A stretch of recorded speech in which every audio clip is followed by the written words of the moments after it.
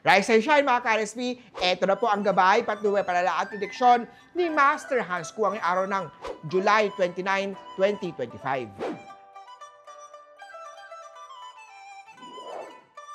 Para sa mga pinanganak ng Year of the Rat, stay consistent sa task mo. On hand dahil someone quietly is observing you. Blue at 1. Kay Ox naman tayo, mag-stretch o maglakad tuwing tanghali. Effective na panlaban ito para sa mga stiff na muscle. Green at 6.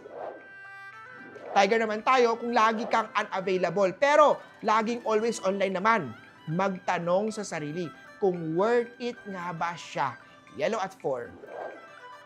Punta naman tayo kay Year of the Rabbit, isang wise investment ang filing cabinet at clear boxes para sa mga physical files na tinatabi mo. Bumili rin na ng digital storage para naman sa importanteng digital files.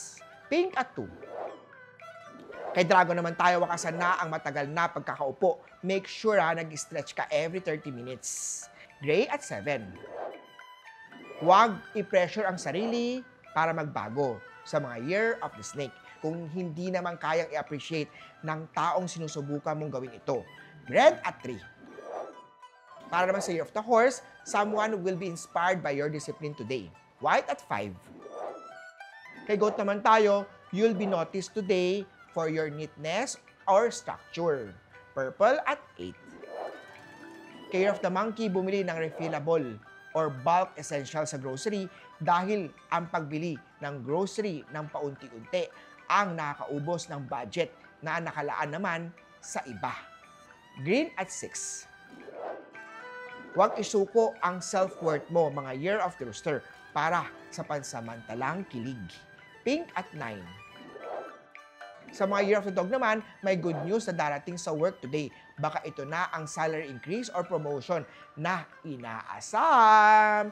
Green at 4. At kay Year of the Pig naman tayo, kumain ng simpleng lutong bahay para iwas sa mga preservative. Gold at 7. Muli po, ito po yung mga gabay, patnubay, palala at prediksyon lamang ni Master Hans Kua. Nasa inyong mga kamay, nasa lalay ang inyong tagumpay. Kaya always be positive at i-claim ang mga swerte, mga ka-RSP.